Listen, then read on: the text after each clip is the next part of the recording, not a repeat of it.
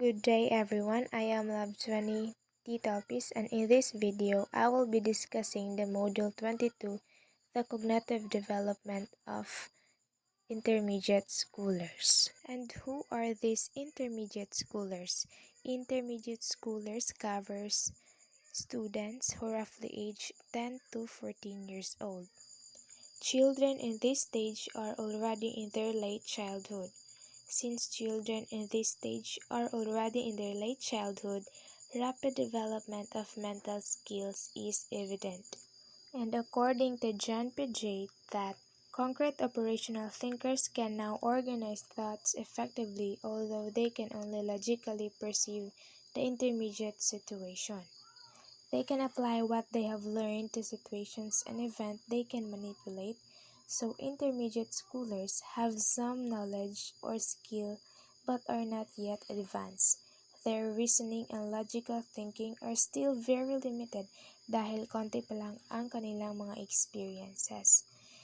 In the cognitive development of the intermediate schoolers, they need proper guidance and nurturance from parents, teachers, and the rest of the community so that they can easily succeed in their intellectual endeavors. Initial cognitive characteristics of intermediate schoolers. Their thinking skills have become more effective as compared during in their primary years. Intermediate school children greatly enjoy the cognitive abilities that they can now utilize more effectively as compared to their thinking skills during their primary years. So, in every stages of development, may mga bagay na dapat gawin for the development. Like in primary years, very simple lang ang mga schoolworks na ginagawa ng mga bata. But during this stage, schoolworks have become more complicated, reading texts have become more longer, and problem solving has become an everyday part of their lives. And mas interesado na silang pag-usapan about their future, and they develop special interest, hobbies, and sports. The reading development. Children in this stage is marked by a wide application of word attack. Word attack means is an aspect of reading instruction that includes intentional strategies for learning to decode, cite, read, and organize written works. Because of the presence of previous knowledge, they now have a wide vocabulary which enables them to understand the meanings of unknown words through context clues. This is the reading to learn stage in reading development. They are no longer into fairy tales and magic type of stories like we were in our primary years, that we are more into fairy tales and magic type of stories like Cinderella and many more. But in this stage, children in this stage, or like we were in this stage, we are more interested into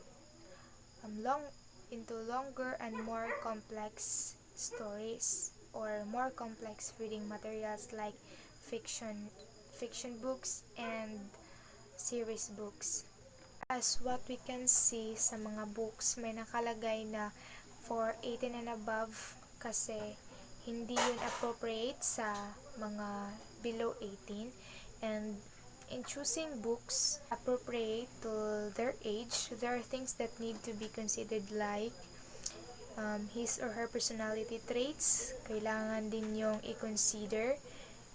Choose informational books or novel in an area of specific interest, and choose books that encourage discussion and insight building kasi sa mga binabasa, based sa mga binabasa, it can affect on how they think or on how we think. That's why there's a need on choosing the right books for them.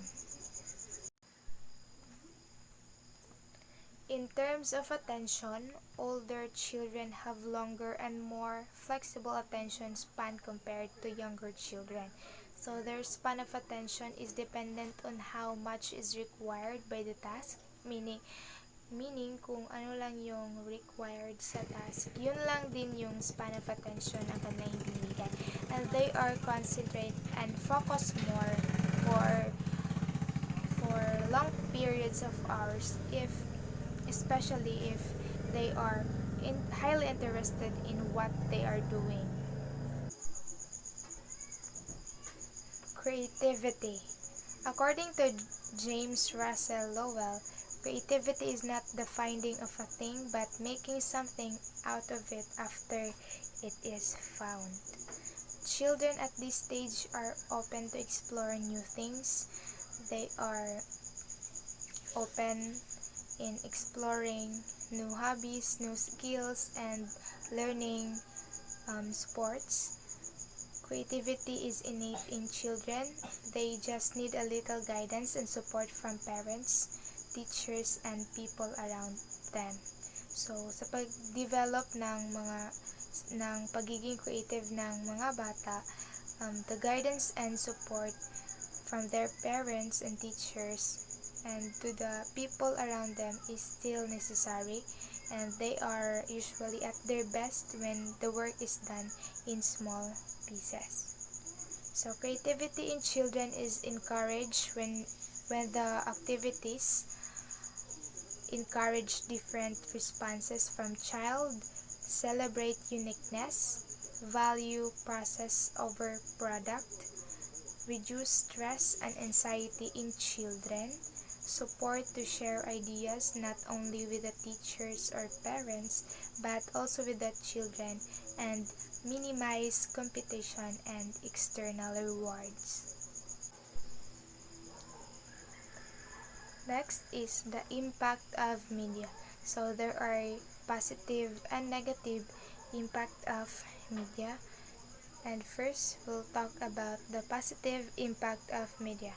According to Anderson and Collins in 1988, television viewing is highly complex cognitive activity during which children are actively involved in learning. The dream of having a television unit in every classroom started in 1950s. It was considered as one of the first technological advancements in the school. The impact of the use of television and other media like computer has gained popularity because students are given more opportunity to first is communicate effectively in speech and writing, work collaboratively, use technological tools, analyze problems, set goals, and formulate strategies for achieving those goals, and seek out information or skills on their own as needed to meet their goals. Media and aggression. Violence and aggression is often dubbed as one of the results of media. According to Public Health Summit 2000, the school and home provide children with unlimited access to media, not only television and computers, but also videos, movies, comic books, and music lyrics. The responsibility now lies with the parents, teachers, and to the whole community. So, they must be responsible in their responsibility to their children because media, especially social media, is very influential to children nowadays. Kasi sa kanilang mga nakikita on internet, it can affect how they think. Like kids who view violence on screen more likely to show aggressive behavior. So it should be a collective effort among the factors working together to support the children in every aspect of development. The negative result of media. Children will increase antisocial and aggressive behavior, may become less sensitive to violence, and to those who suffer from violence may view the world as violent and mean, becoming more fearful of being victim of violence, will desire to see more violence in entertainment and real life, and will view violence as an acceptable way to settle conflicts. So these are some of the negative results of media. It can really affect how children think and how they see the world.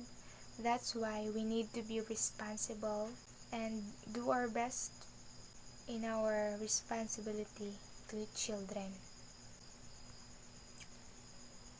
Next is the implication to child care, education, and parenting. Children have varying intelligence profiles.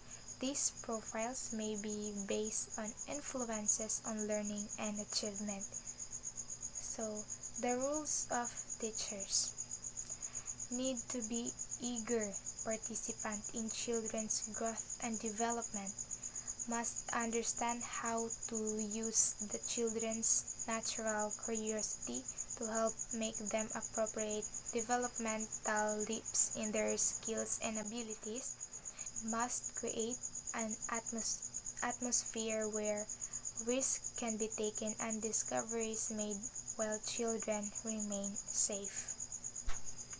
Having a role model is extremely important for children at this stage of transition from childhood to adolescence. Children need an adult to admire and emulate because they are the one who had a vast experience that can influence them. And one of the important roles of teachers is to become a positive role model to children. Cognitive development means how children think, explore, and figure things out. It is the development of knowledge, skills, and problem solving and disposition which help children to think about and understand the world around them. The parents and teachers has a huge part in the development of the children. Positive parenting improves their cognitive, social, and problem solving skills. It can affect their responses and helps them grow to be a better person.